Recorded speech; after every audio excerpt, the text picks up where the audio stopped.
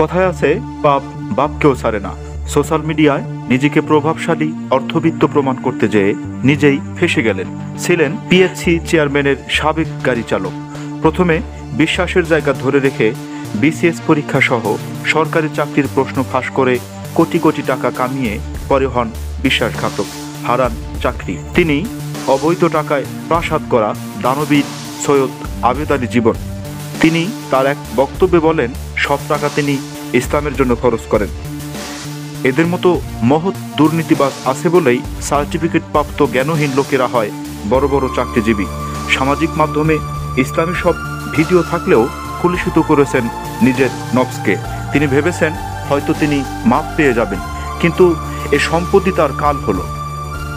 এদের মতো দুর্নীতিবাজদের সকল সেকশন থেকে গ্রেপ্তার করে সোনার বাংলা থেকে বিতাড়িত করা হোক, এমনটাই দাবি নেটিজেনদের। ধন্যবাদ।